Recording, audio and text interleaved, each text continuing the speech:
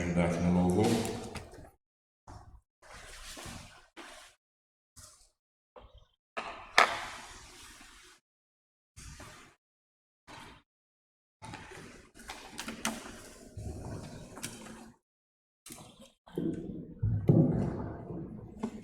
Vamos iniciar o tempo do louvor com o corinho 238.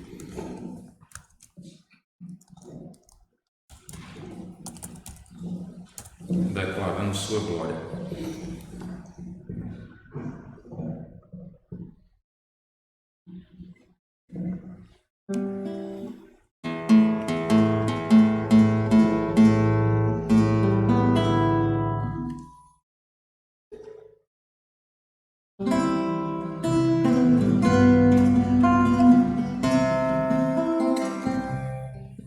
Declarando sua glória entre as nações, vamos ver seu nome sendo exaltado. Declarando sua glória entre as nações, vamos ver o seu poder manifestado. Seu Espírito movendo corações, convertendo vidas, mentes e intenções, revelando a todo homem que a verdade plena está em Jesus. Declarando sua glória entre as nações, vamos ver seu nome sempre entronizado, colocando a seu serviço nossos dons. Vamos ter os homens a glorificá-lo, de toda raça, tribo, língua e nação. Uma só família, um só coração, e o povo todo unido, com a vida a seu dispor, fazer Cristo conhecido, sua graça e seu amor, confessando com os lábios que Jesus Cristo é o Senhor, que Jesus Cristo é o Senhor.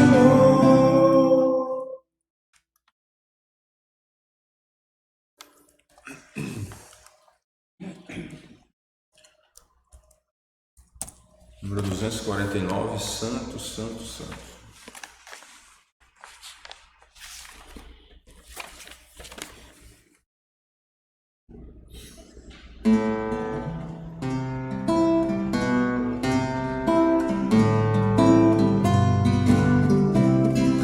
Santo, Santo, Santo, Deus onipotente, cedo de manhã cantaremos teu louvor. Santo, Santo, Santo, Deus Jeová triuno, és um só Deus, excelso Criador. Santo, Santo, Santo, todos os remidos, juntos com os anjos, proclamam teu louvor. Antes de formar-se o firmamento e a terra, eras e sempre és, e as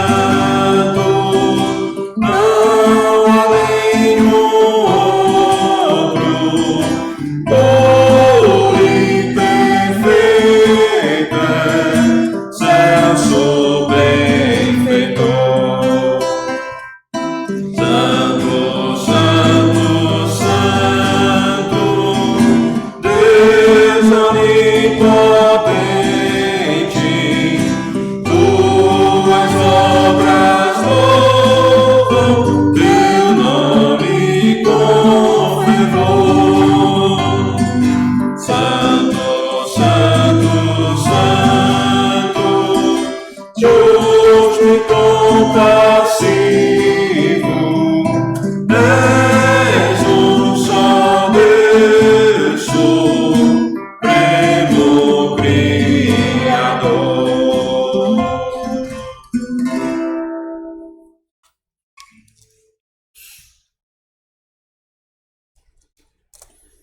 247, Jesus me transformou.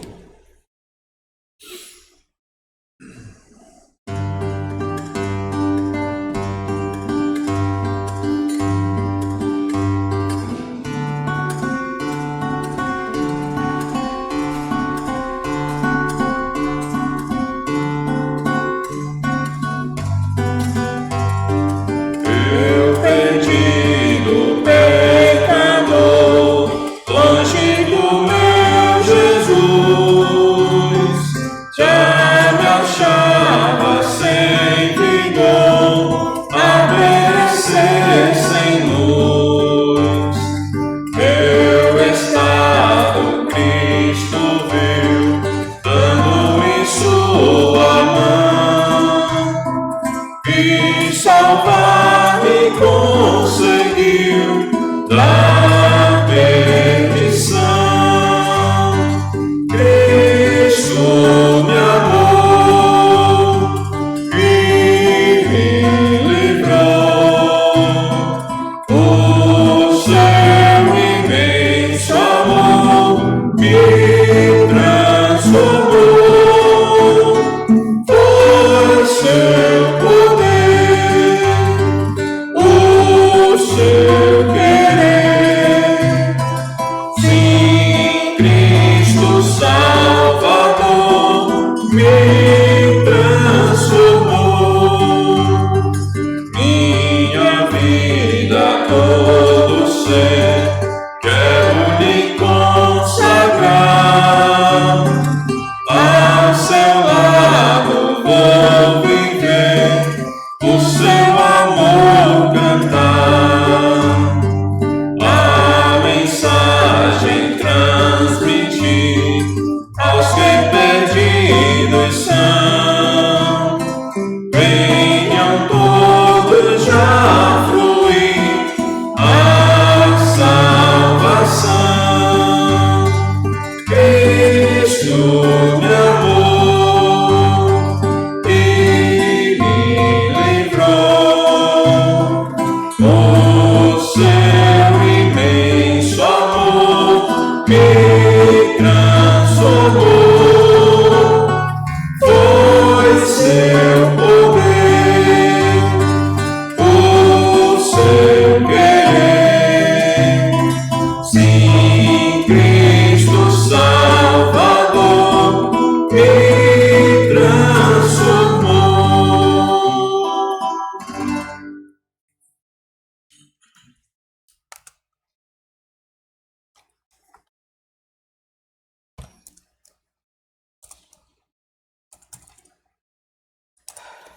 Vamos concluir o tempo de louvor, concluindo 263, 263, seja bendito o Cordeiro.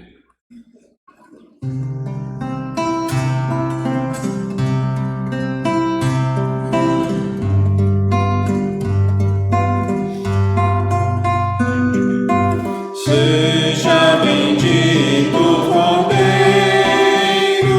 que na cruz por nós padecer. Seja bendito seu sangue, que por nós pecadores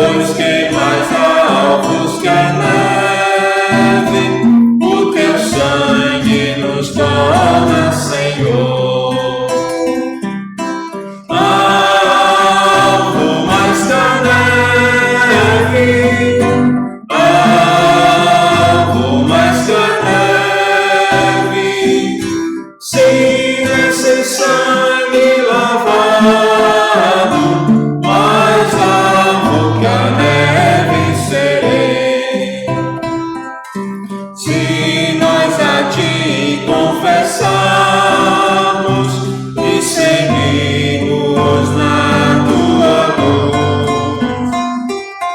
Tu não somente perdoas, purificas também, ó Jesus. Sim, de todo pecado, que maravilha desse amor, pois que mais altos que a neve, o teu sangue nos torna, Senhor. Alvo mais que a neve, alvo mais que a neve, se nesse sangue lavado, mais alvo que a neve serei.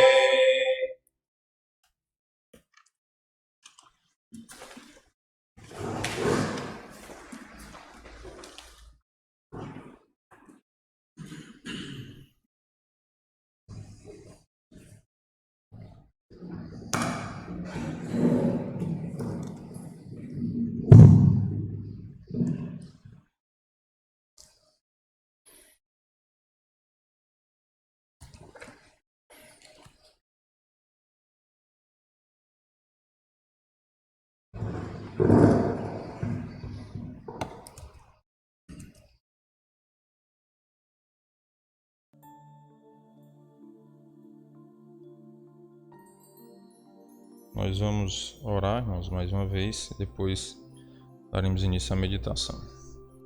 Senhor nosso Deus e Pai amado, muito obrigado pela oportunidade de poder te louvar e assim preparar nosso espírito para receber a Tua Palavra. Pedimos, ó Pai, edificação por meio da Tua Palavra, para que assim possamos glorificar o Teu santo nome. Nós oramos em nome do Teu Filho amado, Jesus Cristo. Amém.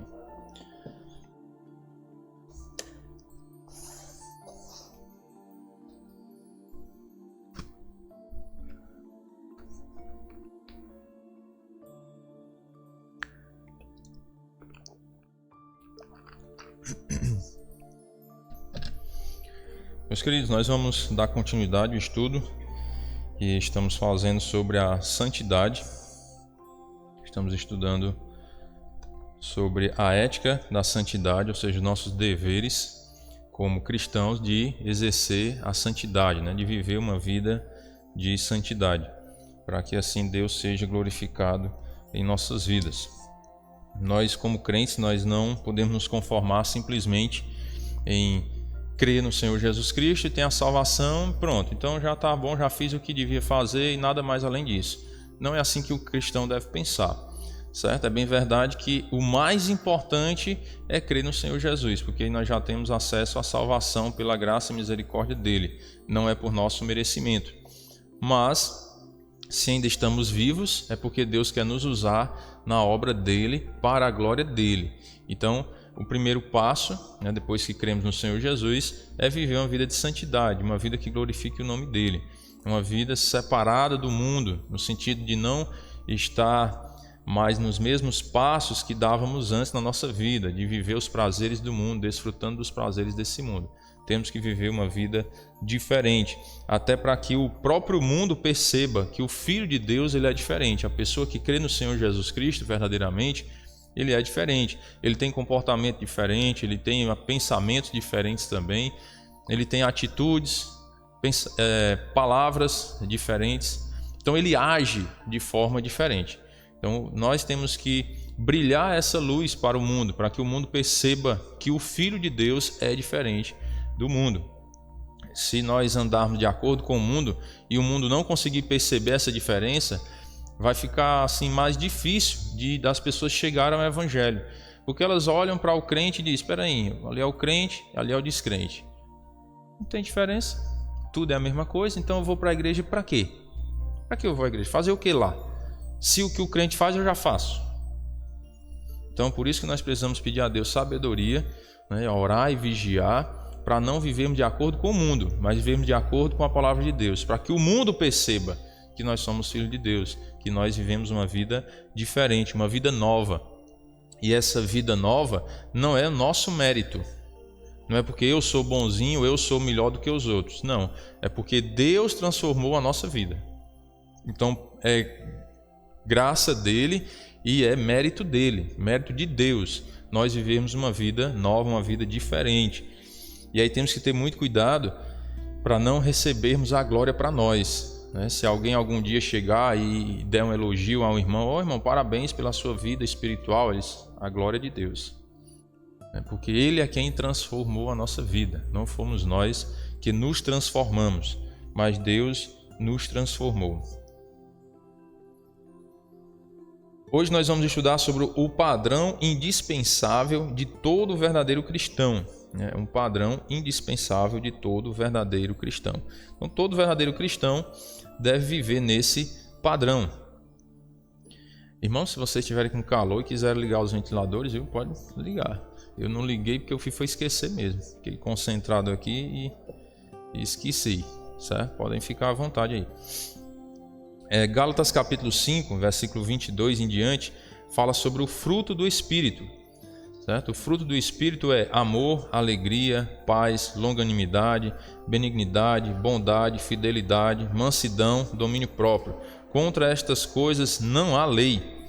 E os que são de Cristo Jesus crucificaram a carne com as suas paixões e concupiscências. Se vivemos no Espírito, andemos também no Espírito.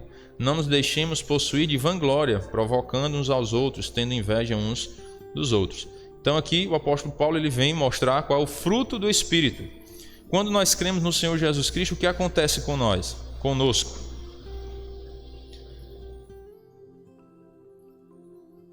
Efésios 1:13 diz o quê? Em quem também vós, depois que ouvistes a palavra da verdade, o evangelho da vossa salvação, tendo nele também crido em quem? No evangelho, né? Ou seja, em Cristo, fostes selados com o Espírito Santo, né? Com o Santo Espírito da promessa. Então, quando você crê no Evangelho e entrega a sua vida a Cristo, você é selado com o Espírito Santo, que é o que às vezes nós costumamos dizer que esse selo é o batismo do Espírito Santo, né?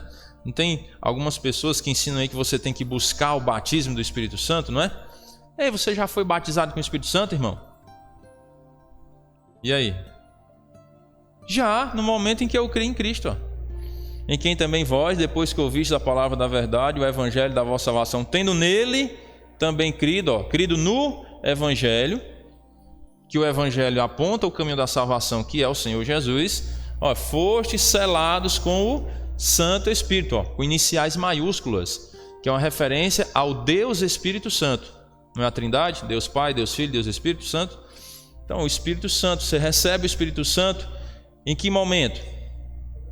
Quando crê, tendo nele também crido. Fostes. Esse fostes, quem estuda o português aí, está no presente, passado ou no futuro? Eu fui, tu fostes. Eu fui está no passado, não é? Porque no presente seria eu vou, tu vais. No passado, eu fui, tu fostes. É passado. Aí o que é que acontece?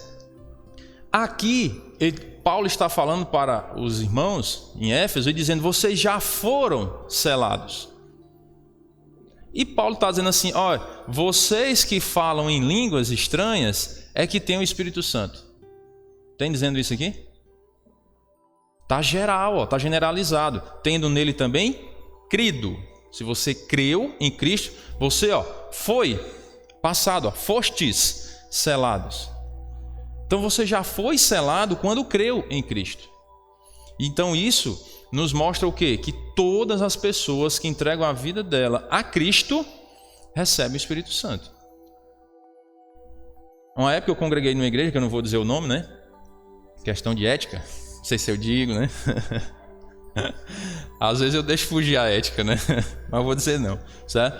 Aí lá ensinavam para mim assim, olha, você creu em Jesus, você está salvo. Se você pecar, você perde a salvação. E você tem que pedir a Deus para ser batizado com o Espírito Santo para você falar em língua estranha. Ninguém sabe, né? Qual é a igreja, mas tudo bem. certo? E aí eu pergunto, esse ensino é bíblico? Não é bíblico. Porque primeiro a Bíblia diz que você está assegurado. Quem é que pode arrebatar uma ovelha da mão de Cristo? Ninguém jamais pode arrebatar uma ovelha da mão do Senhor Jesus. Então não se perde salvação. Porque a salvação é uma herança de Deus para os seus filhos. Então se você é filho de Deus, como é que você vai deixar de ser filho de Deus? Tem como deixar de ser filho de alguém? Não tem. É filho, o sangue corre na veia. E aqui a filiação a Deus é o Espírito Santo corre na veia, né? Entre aspas. O Espírito Santo está em nós. Nós somos selados quando cremos em Cristo.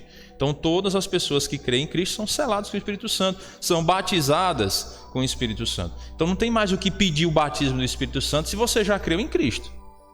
Se você já creu, não tem mais o que ser batizado, certo? Então muito cuidado com isso. Creu, você é selado com o Espírito Santo. Por isso que o tema diz, o padrão indispensável de todo verdadeiro cristão. Porque se você creu em Jesus, você é um verdadeiro cristão. Se você tem o Espírito Santo, você é um verdadeiro cristão. Por quê? Porque você creu e recebeu o Espírito Santo no momento em que creu. Fostes selados. E em Gálatas vem falar do fruto do Espírito. Ou seja, aquelas pessoas que creram em Cristo, elas têm esse fruto do Espírito. Elas precisam desenvolver esse fruto do Espírito. Por quê, irmão? Porque você já foi selado com o Espírito Santo. O Espírito Santo está dentro de você. Então eu preciso desenvolver esse fruto. E é interessante que a palavra aqui está no singular, né? Mas o fruto do Espírito. Não é assim, os frutos do Espírito. É como se fosse um pacote só, né? Vamos pensar assim, como se fosse um presente, que você coloca várias coisas lá dentro do presente e entrega, né? Ó, estou te entregando o presente. Mas lá dentro do presente tem várias coisas. Aí ele diz, o fruto do Espírito. E dentro desse pacote do fruto do Espírito tem o quê? Aí ele fala, amor, alegria, paz, longanimidade, benignidade, bondade, fidelidade, mansidão e domínio próprio. Eu costumo usar essa palavra para poder tentar facilitar o entendimento. São as características do Espírito, do fruto do Espírito. Essas características aqui que são citadas, o amor, alegria, paz, longanimidade, benignidade, bondade, fidelidade, mansidão, domínio próprio, são as características do fruto do Espírito. Irmão, onde é que você está querendo chegar com isso? Estou querendo dizer o seguinte, que você creu em Cristo, você tem o Espírito Santo. Essas características têm que estar em nossas vidas.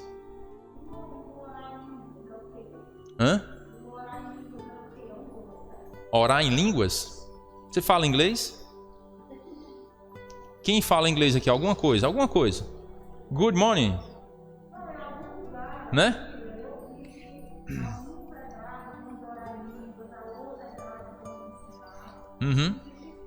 O que é o falar em línguas lá, que a Bíblia diz? A uns é dado o dom de línguas, né? Falar inglês, falar outro idioma. A palavra foi traduzida para línguas e isso é o que confundiu muita gente. Mas quando fala lá, por exemplo, no dia de Pentecostes, né, que os irmãos falaram em línguas, na verdade, lá foi um dom que o Espírito Santo deu naquele dia, né, aconteceu naquele momento. Aquilo não se repetiu daquela forma, vamos dizer assim, né? Na casa de Cornélio parece que aconteceu algo parecido, né? Não estou bem lembrado agora da história, mas o que aconteceu em Pentecostes foi algo assim ímpar, único. Eu falei em português e você entendeu em inglês. Foi o que aconteceu lá em Pentecostes. É o que as pessoas às vezes dizem, não, falar em língua estranha. Mas falar lá em língua estranha, ninguém vai entender nada, né? Tá entendendo? Então, o que é? A uns é dado o dom de línguas. Que dom é esse? É de falar outros idiomas. Todo mundo aqui tem o dom de falar inglês? Falar japonês? Falar alemão? Não tem. Mas a uns é dado esse dom de falar em línguas. Que é você estudar inglês e ter a facilidade de aprender o inglês. Aí chega um irmão aqui dos Estados Unidos que quer trazer uma mensagem para a gente. Aí tem o irmão que tem o dom de línguas que vai interpretar para a gente. O irmão vai vir aqui falar inglês e o outro vai interpretar, não é? Eu não sei nem o que foi que eu disse, né? Vocês entenderam? Já pensou se eu chegasse aqui e fosse pregar, né? A Chala canta, a bala canta, não sei das quantas, a Rita lá para trás. Aí vocês iam entender o quê? Nada. Então ia ser a perda de... ia ser a perda de tempo, né? Então essa ideia, irmãos, é você às vezes estar orando, né? Ó Senhor, abençoa, desce fogo na igreja. O que foi que você disse? Nem os anjos entendem, né? A língua dos anjos, nem os anjos entendem um negócio desse. Então a gente tem que ter muito cuidado, né? Porque o que fala na Bíblia sobre línguas, na verdade são idiomas. Idiomas, algo entendível, certo? Quando a gente lê lá em Atos, o que aconteceu lá, é listado lá, eu não sei quantas nacionalidades diferentes, mas diz lá, são várias nacionalidades. E as pessoas ficaram abismadas porque disseram, como é que pode esses homens simples, galileus lá, e eles estão falando e nós conseguimos entender na nossa língua materna. Então era algo entendível. Era um exemplo, como se tivesse aqui a irmã mora no Japão, né? Ela mora nos Estados Unidos, na Alemanha, na China e vários países diferentes. Aí eu falo aqui em português e vocês entendem em alemão. Oxe, doideira é essa? O irmão está falando lá, eu estou entendendo em japonês, estou entendendo em alemão, estou entendendo em inglês. Foi o que aconteceu no Pentecostes. Então, quando se fala em língua lá na Bíblia, língua, idioma, lembra que é idioma. A uns é dado o dom de idiomas, de falar outros idiomas. Tem gente que tem tanta facilidade que aprende o inglês assistindo filme. Não tem aula de inglês, não tem nada. Mas assistindo filme lá em inglês, vai aprendendo o inglês. Eu não tenho esse dom não, que eu já pelejei, boto até a legenda e não sai nada, né? Só sei falar good morning. Teve uma frase que eu treinei para quando um dia eu for para os Estados Unidos, não sei quando, né? Daqui uns 50 anos. Diz assim, my English not very good. Aí um dia eu brincando com os meninos lá da escola, né? Disse, professor, o que quer dizer isso? Meu inglês não é muito bom. Pronto. Já chego logo dizendo isso. Então, só para a gente entender melhor, né? Então, irmã, lá é idiomas. A uns é dado o dom de línguas. Idiomas. Falar em outros idiomas. Interpretar, né? Eu não sei se vocês foram em Pedra Branca algum dia que tinha algum irmão lá falando em alemão. Já foram? Não tinha que ter alguém interpretando? Aquele irmão foi dado o dom de línguas. Que Deus deu o dom a ele para ele entender no idioma e traduzir para outro idioma. Porque não é fácil. Para começar, o inglês, o adjetivo dele vem antes. Né? Você fala aqui no Brasil, a casa é bonita. Lá nos Estados Unidos, você tem que falar que ela é bonita antes. Né? Beautiful house, né? Beautiful house. Ou seja, beautiful é bonita, né? E house, casa. Não sei nem se é esse nome mesmo, mas estou inventando aqui, né? House, aqui tem cavalo, é parecido, né? Horse e house é casa, né? Beautiful house. Então o cara tem que ter o dom para fazer um negócio nesse, porque é algo diferente do que ele está acostumado no português. Então o adjetivo vem antes. Quando é a pergunta, muda também a estrutura da frase. Você está afirmando uma coisa normal, vamos dizer assim, normal para eles, né? Quando você vai fazer uma pergunta no inglês, você muda. Eu não sei se é o verbo que vem antes, né? Um negócio assim, né? O verbo vem antes do substantivo, um negócio assim. Dá uma invertida lá, né? Então, é algo muito diferente. Você tem que ter o dom para isso. Não é algo assim que, eu quero aprender e vou aprender. Nem todo mundo consegue. Eu já pelejei e tenho maior dificuldade até de entender, né, a pronúncia e tudo. Então, ali é idiomas, certo? Então, esse fruto do Espírito aqui, ele tem que estar presente na vida do cristão. E esse fruto do Espírito envolve todo esse pacote, né, dessas características. O crente, ele deve desenvolver o amor, mas não desenvolver a paz. Ele deve desenvolver todas essas características. Pode até acontecer do crente conseguir desenvolver o amor, mas ele não vive em paz. Ele não consegue expressar a paz que Deus deu a ele. Pode até acontecer, mas não deve. Porque o crente, como ele tem o Espírito Santo, ele tem que demonstrar todas essas características na vida dele. Ele tem que demonstrar o amor, ele tem que demonstrar a alegria. Como é que eu vou pregar o evangelho para alguém? Aí eu prego assim, você sabe, né? A vida é difícil. Mas Deus tem uma promessa boa, muito boa. Deus prometeu a salvação. Jesus veio morrer por nós lá na cruz, né? Você sabe. Pensa numa mensagem, né? Dá até vontade de dormir, né? O crente ele tem que desenvolver essa alegria. A alegria de viver. A alegria de ter a presença de Deus na vida dele, de ter o Espírito Santo na vida dele, guiando os seus passos. A alegria dele saber que tem uma salvação, a vida eterna. O crente ele tem que ser contagiante, empolgante. Não é que todos são iguais, cada um tem a sua maneira de comunicar as coisas. Mas nós precisamos pedir a Deus que essas características sejam desenvolvidas em nossas vidas. Uns têm uma facilidade maior de demonstrar essa alegria, outros não têm tanta facilidade, mas cuidado para não falar do evangelho, só falar de tristeza, coisa ruim, que aí você vai, pai, esses crentes estão tudo depressivos, né? E aí, às vezes o cara está querendo fugir da depressão e diz, não, para aquela igreja eu não vou não. Então cuidado, né? Como é que nós vamos pregar o evangelho, como é que nós vamos comunicar a palavra de Deus. Não é com isso nós ficarmos também inibidos e dizer, eu não tenho tanto essa alegria assim, então não vou pregar o evangelho. Vá orando a Deus, ore a Deus, pregue o evangelho, né, da maneira que Deus te der a oportunidade. Hoje nós temos uma ferramenta muito poderosa para falar do amor de Deus. Está em nossas mãos, quase que 24 horas, né? Tem uns que dormem pelo debaixo do travesseiro, né? Que é para não perder um blim-blim, né? Nós, blim-blim, opa, peraí. Teve uma aluna um dia que disse, fulana de tal foi viajar 3 horas da manhã, mandou uma mensagem. Eu digo, eu não acredito que tu olhou a mensagem 3 horas da manhã, não. Eu ouvi o barulhinho, né? Uma aluna, 3 horas da manhã, foi olhar a mensagem que outra mandou, porque ia viajar. Então o celular nós temos em nossas mãos. Você vai lá, está lendo a Bíblia, esse versículo é muito bom para evangelizar. 2 cliques, está lá no Facebook já, né? No Instagram, né? Para quem tem Instagram, 2 cliquezinhos, tá lá no Instagram, tá lá no teu perfil do WhatsApp, tá lá nos grupos dos familiares do WhatsApp, né? Bota lá, vai evangelizando, vai pregando para as pessoas, certo? E aí nós precisamos desenvolver essa paz, essa longanimidade, a benignidade, bondade, fidelidade, ser fiéis, mansos. Eita, aqui pega no meu calo, né? Domínio próprio. A mansidão é uma coisa que eu tenho lutado já há muito tempo. Eu pelejo para ser manso, mas às vezes não dá, porque eu estou meio enérgico, né? Teve um dia na sala de aula que teve uma menina que disse até assim, uma aluna, professor, fala mais calmo. Aí eu fui falar mais calmo, né? Olha, boa tarde, né? Nós vamos hoje estudar matemática. Aí os alunos ficaram assim, olhando aí, professor, é muito estranho isso, né? Eles acostumados mais ativo, né, mais enérgico, aí eles ficaram estranhando.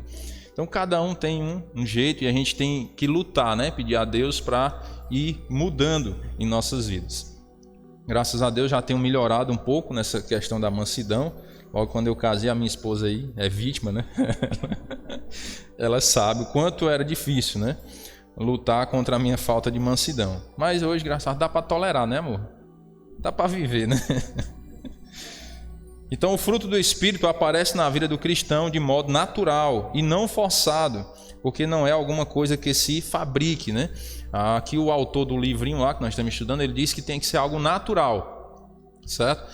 Mas eu discordo um pouco do que ele diz, porque nem todos nascemos com isso, né? O Espírito Santo está em nossas vidas, mas nós temos a velha natureza dentro de nós. É tanto que esse mesmo texto de Gálatas, ele diz no versículo 17, porque a nossa carne, né?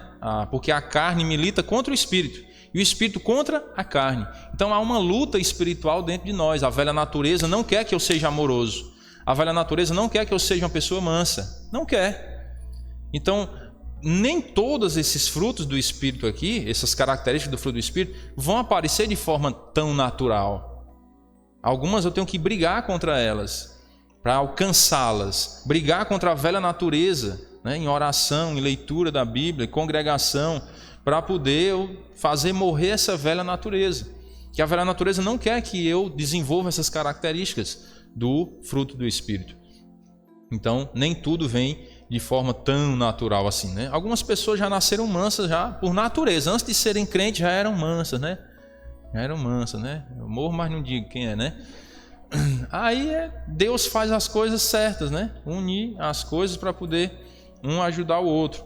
Então, nós temos que orar a Deus para que possamos desenvolver essas características, para que assim Deus seja glorificado em nossas vidas.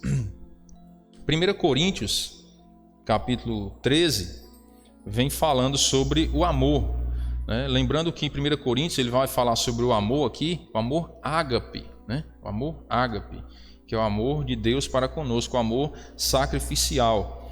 1 Coríntios 13, versículo 1 ao 8, né? O amor, segundo o autor do livro, que ele diz que o amor é a base para se desenvolver as demais qualidades espirituais, né? Que é essas características lá que eu falei. Sem amor, tudo o que é feito não tem valor.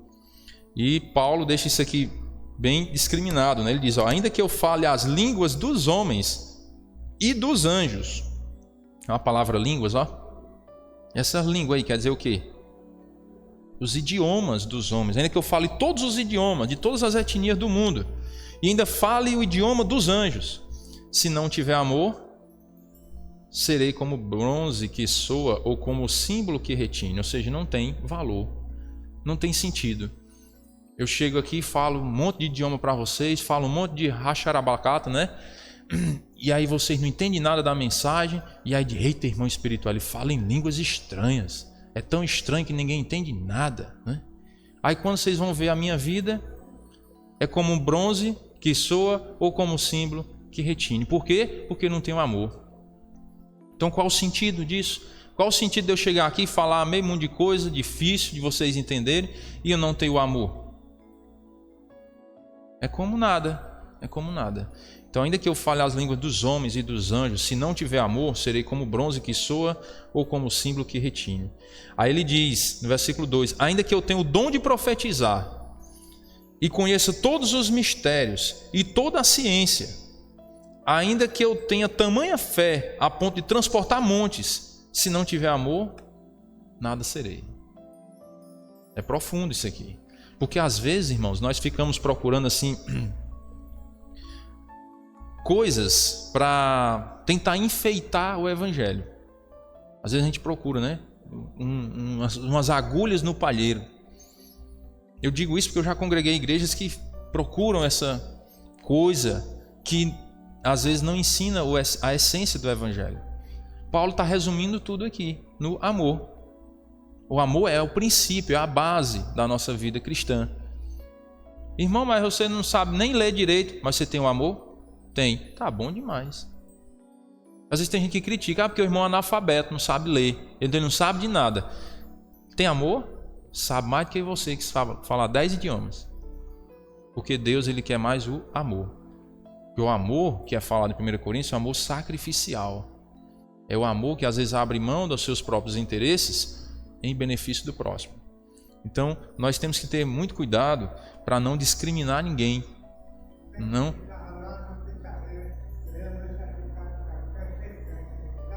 aceitar Jesus agora, né? E temos que ter muito cuidado para não ter preconceito com as pessoas, né? Porque às vezes Deus está aceitando mais a oração daqueles irmãos que nós discriminamos do que a nossa.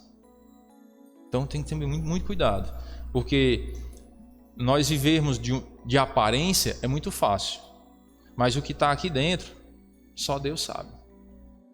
Então nós não podemos julgar ninguém, né? Podemos julgar ninguém. O irmão ali não sei o que, não julgue não, porque Deus é quem sabe do interior de cada um, do coração de cada um, né? Às vezes eu fico pensando sobre a questão de casamento, né? Quando os jovens vão pensar em casar e tudo, eu fico pensando, até isso eu pensei também quando fui escolher uma esposa, né?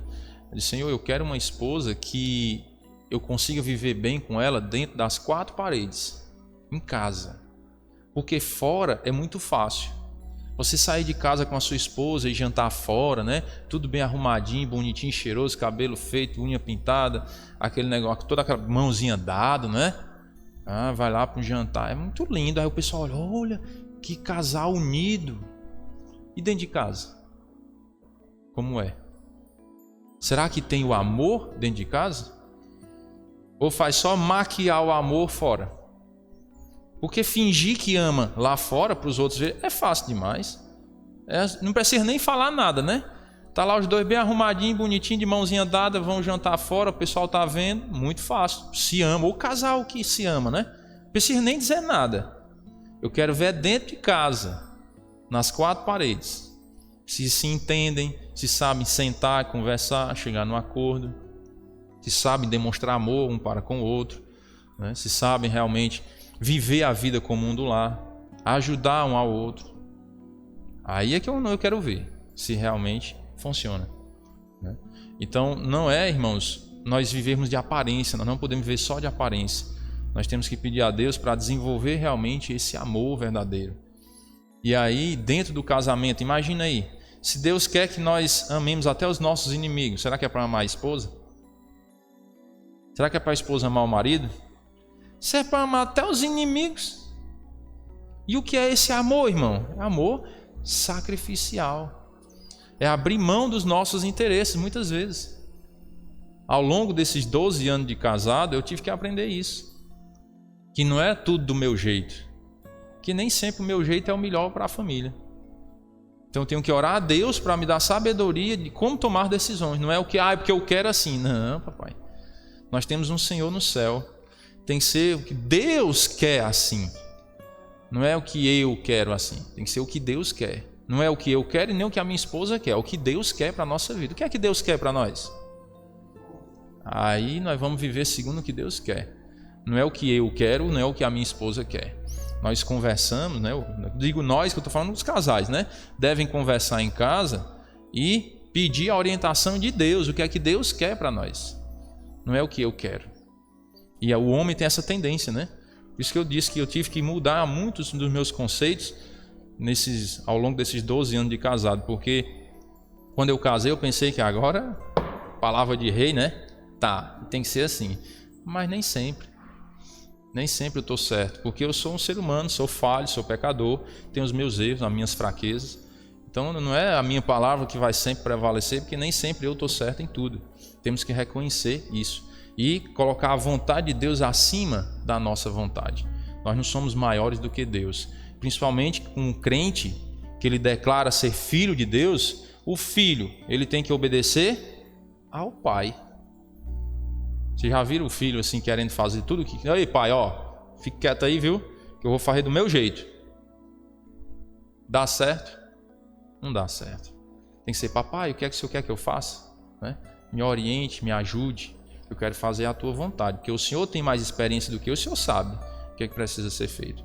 Então, em todas as áreas da nossa vida, nós precisamos desenvolver esse amor. Não só no casamento, mas na convivência com as pessoas. Às vezes saber ficar calado em algumas situações, porque às vezes nós, dependendo do temperamento de cada um, nós temos a mania de dar a resposta na ponta da língua, né? A altura, não é nem a altura, é mais alto, né? Agora veio com uma pedra, eu vou com 4, não é assim? O mundo ensina dessa forma, mas o crente ele tem que agir diferente, às vezes tem que sofrer o dano, às vezes tem que baixar um pouco a pancada, não chutar tão alto, né? Só na canela, não dá no pescoço, vai com calma, devagar. Certo? Demonstrando um equilíbrio e demonstrando amor, que você quer o bem, quer o melhor para as pessoas. Então temos que pedir a Deus sabedoria. Isso não vem de nós, irmãos. Está na Bíblia. Está lá. Para a gente estudar, aprender e mudar o nosso comportamento, para nos amoldar à palavra de Deus. E algumas coisas não são tão fáceis de mudar. Não é tão rápido. Leva um tempo, às vezes. Porque tem alguns pecados que são de estimação. Demora para a gente largar e abandonar. Mas orando a Deus, pedindo a Deus força e sabedoria, Deus nos dá. E Ele pode transformar as nossas vidas.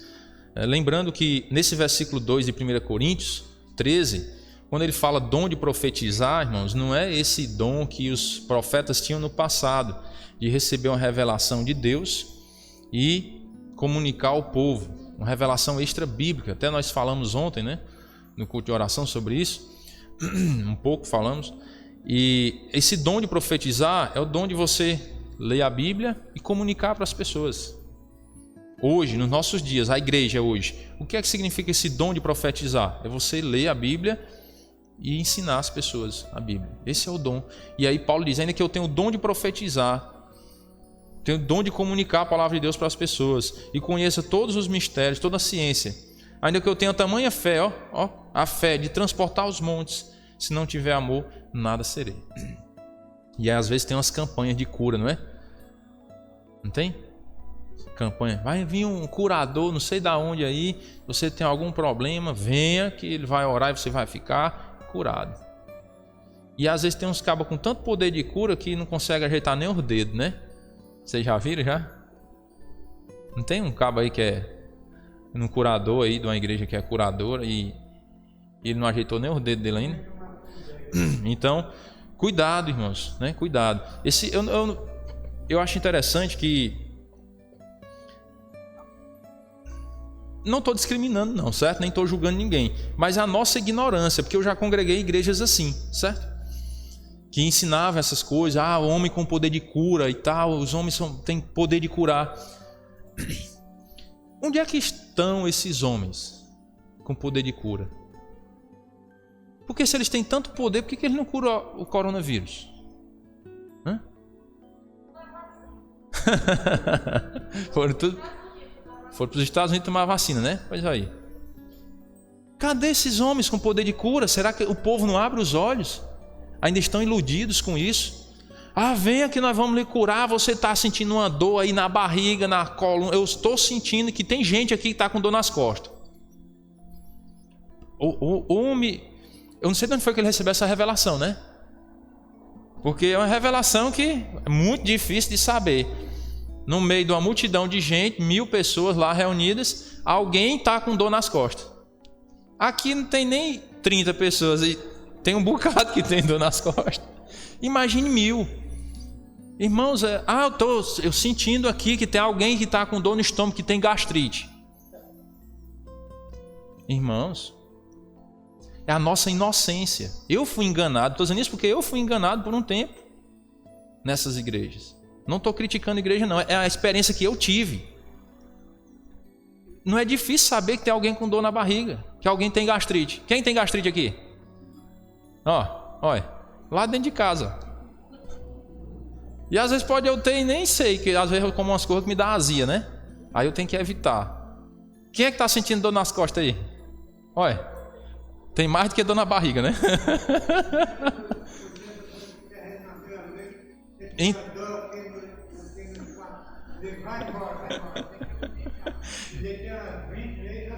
Então, irmãos, vai embora. Então, irmãos, não é difícil de adivinhar essas coisas, não. Precisa ter uma bola de cristal, não. É só você ir na internet quais são as doenças que estão mais presentes nos seres humanos hoje. Pronto. Está lá na internet. Dor nas costas, né? Dor de cabeça, a labirintite. Muita gente tem hoje. Então, nós precisamos pedir a Deus sabedoria para não sermos enganados. Tem muita gente, muito charlatão por aí querendo enganar as pessoas atrás de dinheiro. Então precisamos pedir a Deus: Senhor, não nos deixe ser enganados, nos mostre a verdade, dê sabedoria para entender a verdade e buscar o que o Senhor quer para as nossas vidas. E Deus vai mostrar, porque ao homem que teme ao Senhor, Deus o instruirá no caminho que deve seguir. Deus vai dar a instrução. Então, ainda que tenha o dom de profetizar, né, e conheça todos os mistérios, toda a ciência, ainda que eu tenha tamanha fé a ponto de transportar montes, se não tiver amor, nada serei. E os curadores não estão tirando a Covid. Podiam tirar, né? Mais de 500 mil mortos, não foi? No Brasil já, parece. E esses curadores não querem o bem das pessoas? Não querem que elas continuem vivas? Podia estar curando. O fulano tal está com Covid. Vai lá os curadores. Sai daí, né? Covid. Vocês viram alguém sendo curado assim de Covid? Que eu saiba, não. O feijão não cresceu, né?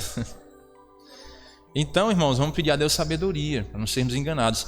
Olha, Deus não faz nada por acaso, irmãos. Se a gente observar os acontecimentos, essa pandemia está revelando muitas coisas para que o ser humano fique cada vez mais indesculpável diante de Deus. Deus está mostrando a sua justiça, o quanto Ele é bom e Ele é justo. Ele está abrindo os olhos das pessoas. É a oportunidade para a gente abrir os olhos e não sermos enganados, buscar a verdade da palavra de Deus. É o que Deus está permitindo agora. Mas infelizmente alguns ainda não querem, né? Não querem abrir os olhos, preferem viver no engano. E aí, o que é que eu posso fazer? O que eu posso fazer é pregar. É a única coisa que eu posso fazer. Eu não posso obrigar ninguém a fazer nada. O Senhor Jesus, ele não obrigou. Lembra quando Jesus fez aquele discurso duro, em João capítulo 6, né? Quem não comeu a minha carne, não bebeu meu sangue, não tem parte comigo, lembra? Ou seja, quem não se envolver mesmo com o Senhor Jesus, não tomar Ele na vida, não recebê-lo como Salvador, não tem salvação. Jesus disse diretamente. Aí algumas pessoas que não queriam realmente o Senhor das bênçãos, queriam só as bênçãos, né? Porque tem muita gente que quer as bênçãos de Deus, mas não quer o Deus das bênçãos. Aí esses que queriam só as bênçãos começaram a sair, né? E os apóstolos, Senhor, o discurso é duro demais, o povo está indo embora. Aí Jesus disse o quê? Né? Quer pegar o beco também? Pode ir.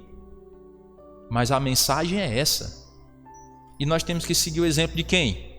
De Jesus, que é o nosso Senhor, é o nosso Salvador. Pregar a palavra fiel, do jeito que ela está. Quem não suportar, no sentido de não querer aceitar essa palavra, eu não posso fazer nada. É a mensagem de Deus, é a mensagem de salvação. É como Deus quer tratar com o ser humano, que ele se arrependa e viva uma nova vida. Aí se a pessoa não quer, eu vou fazer o quê? Não, você tem que ir à força, pega aqui no braço, bota um cabresto, amarra a corda. Não posso fazer nada. Eu tenho que ensinar, né? Nós temos que ensinar. Esse é o caminho. Esse é o caminho. Se a pessoa não quiser, eu não posso fazer outra coisa. Então, temos que pregar também com amor. Com amor.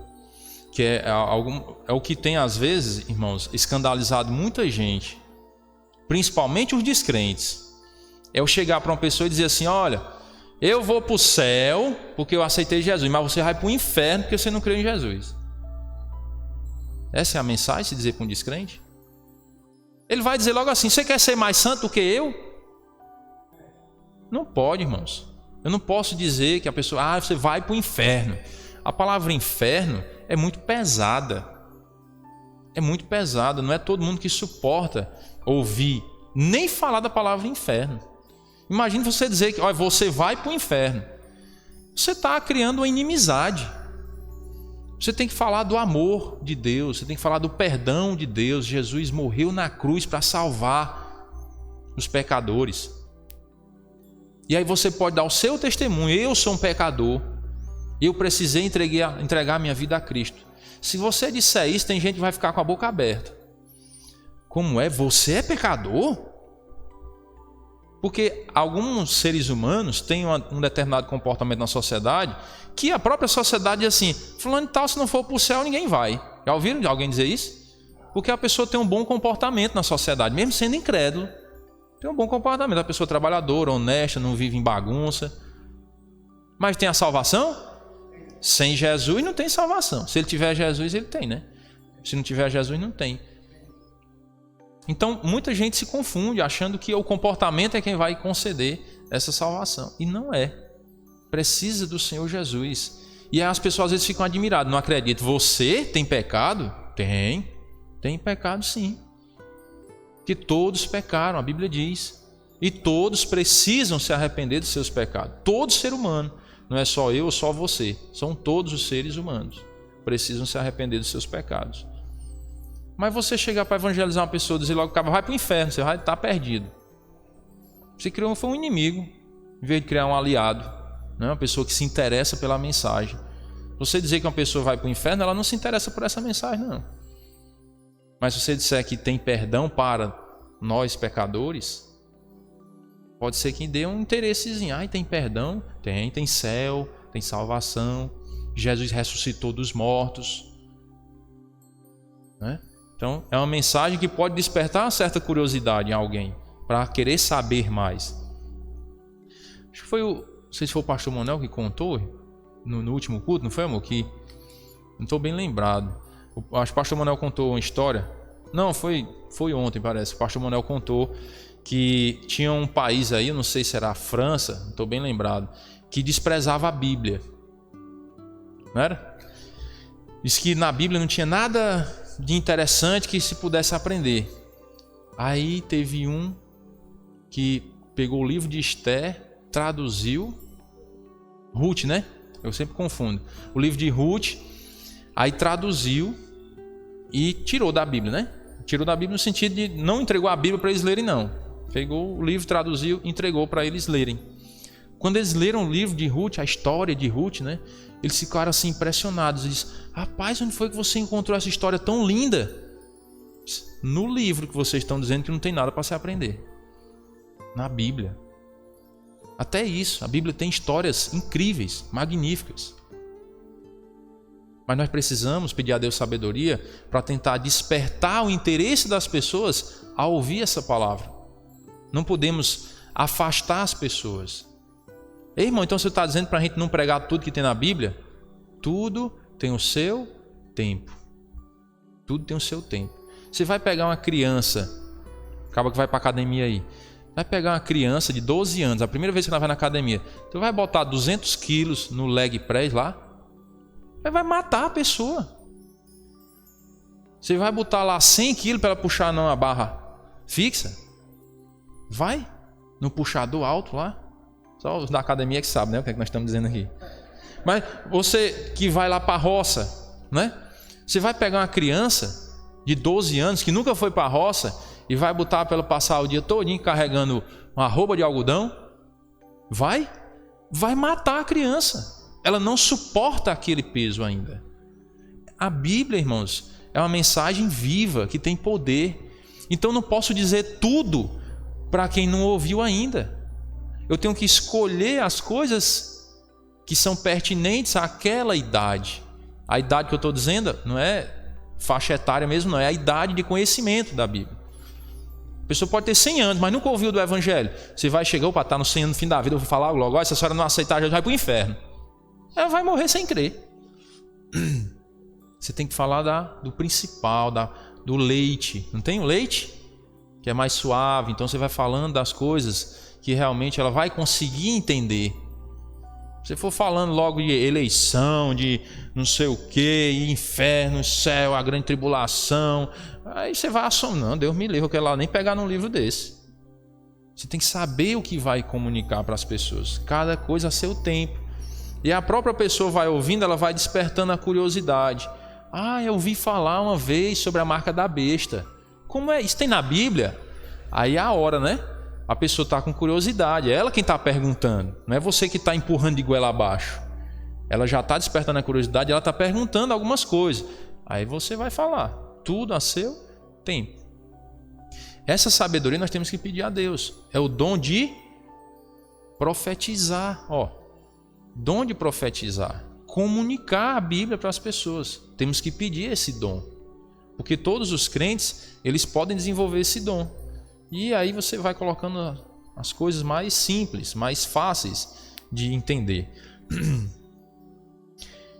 E aí ele vem falando, versículo 3, né? Ainda que eu distribua todos os meus bens entre os pobres, ainda que eu entregue o meu corpo, meu próprio corpo para ser queimado, se não tiver amor, nada disso me aproveitará. Então não adianta a gente querer mostrar exteriormente uma coisa que nós não temos no interior. Não adianta. É isso que Paulo está querendo dizer. O que Deus olha é o interior do homem. Ele conhece. Então não adianta ele estar, eu vou dar, né, esmola para as pessoas, vou dar a cesta básica e tal. Mas você tem o amor para fazer aquilo realmente? Você está fazendo aquilo por quê? É para glorificar Deus ou é para a sua glória? Porque se for para a sua glória, Deus não recebe. Agora, se for para a glória dele, ele recebe. Irmão, e como é que eu vou saber se é para a minha glória ou para a glória dele? Deus sabe do seu coração. Deus sabe se você tem realmente esse amor. Ou se você está com interesse, né? De ser visto pelas pessoas, ser reconhecido pelas pessoas. Cuidado. E ele vem falando o amor. Que amor é esse? O amor é paciente, é benigno, não arde em ciúmes, não se ufana, não se ensoberbece, não se conduz inconvenientemente, não procura os seus interesses, não se exaspera, não se ressente do mal, não se alegra com a injustiça, mas regozija-se com a verdade. Tudo sofre, tudo crê, tudo espera, tudo suporta. O amor jamais acaba. Mas havendo profecias, desaparecerão. E havendo línguas, cessarão. Vai parar. Cessar é a mesma coisa de parar. As línguas vão parar. Havendo ciência, passará. Porque em parte conhecemos, em parte profetizamos. Quando, porém, vier o que é perfeito, então o que é em parte será aniquilado. Aqui, quando, porém, vier o que é perfeito, tem duas linhas de interpretação aqui, certo? Uns dizem que esse que é perfeito é a Bíblia. Outros dizem que é Jesus. Diz, não, nós podemos ainda falar em línguas estranhas, né? Porque Jesus não veio ainda. Aí outros dizem, não, nós não podemos mais falar porque a Bíblia já está completa. E aí, irmão? O que é que nós cremos aqui? Quando, porém, vier o que é perfeito, está falando de Jesus ou da Bíblia?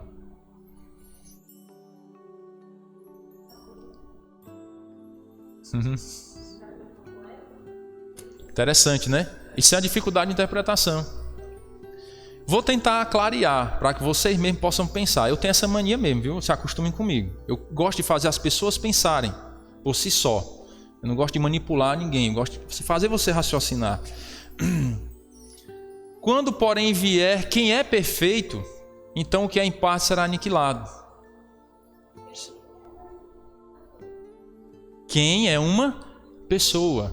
O que é um objeto, não é? Uma coisa. Conseguiram entender a diferença aí? Quando, porém, vier quem é perfeito Jesus. Quando, porém, vier o que é perfeito, a Bíblia, que é a palavra, o cânon da Escritura. Então a Bíblia já veio. Então hoje, Deus tem a necessidade de que eu profetize, no sentido de receber uma revelação divina, uma extra bíblica e comunicar para as pessoas? Tem essa necessidade de eu falar em línguas estranhas, como foi lá no Pentecostes, né? Vamos dizer assim? Não tem mais necessidade, porque nós já temos o que é perfeito. O que é perfeito é a Bíblia, a palavra de Deus. Eu já tenho ela. Então o que Deus quer comunicar para mim, para nós, está aqui. Certo? Então, precisamos pedir a Deus, né, sabedoria cada dia para desenvolver esse amor. O amor jamais acaba. E quando você ouve um casal dizer assim, não, vamos separar porque o amor acabou. Realmente, esse tipo de amor acabou. Porque o amor que é falado aqui em 1 Coríntios 13 é o amor ágape, que vem do grego, né? Ágape é o amor sacrificial, é o amor de Deus para conosco. Esse amor sacrificial, quando há esse amor sacrificial no casamento, não acaba. Porque é o amor ágape. Agora, se não for o amor ágape, pode até ser que acabe. Se for o amor eros, aí dura pouco tempo, né? Porque o amor eros é um amor erótico, né? É um relacionamento íntimo entre marido e mulher. Dura pouco tempo, que eu digo com relação à vida em si, né? Porque teve um rapaz uma vez que disse para mim, tu vai casar? Vou. Tu é doido, mano? E por quê? O amor só dura 6 meses. Depois de 6 meses, aí só fica amizade, companheirismo, essas coisas. E, rapaz, o que eu entendo de amor é isso aí mesmo. É a amizade, o companheirismo, né? Cumplicidade. Isso é que é o amor. Será que o amor eros só dura 6 meses também? Né? O amor do cabo estava meio fraco, né? Mas cada um tem uma visão das coisas. E nós precisamos entender que Deus quer de nós o amor. Amar uns aos outros. Amar até os inimigos. Imagine os nossos amigos, imagine os nossos irmãos. Né? Respeitar os nossos irmãos, considerar cada um deles, para que Deus seja glorificado em nossas vidas. Amém? Vamos orar. Senhor nosso Deus e Pai amado, muito obrigado pela Tua graça, a Tua misericórdia em nossas vidas. Pedimos perdão por todos os nossos pecados. Sabemos, ó Pai, que temos muito ainda a corrigir em nossas vidas. Temos muitas falhas e pecados. E precisamos da Tua graça, ó Pai, para que diminuamos essas práticas que não Te agradam, esses pensamentos que não Te agradam. Pedimos a Tua bênção para que possamos desenvolver o amor e principalmente o amor ágape em nossas vidas. Amor sacrificial que se importa com os outros, para que assim o Teu nome seja glorificado em nós. Nós pedimos as tuas bênçãos para o retorno aos lares, cada um dos irmãos possa retornar em paz e que à noite possamos novamente nos reunir para a tua glória. Nós oramos em nome do teu Filho amado Jesus Cristo. Amém.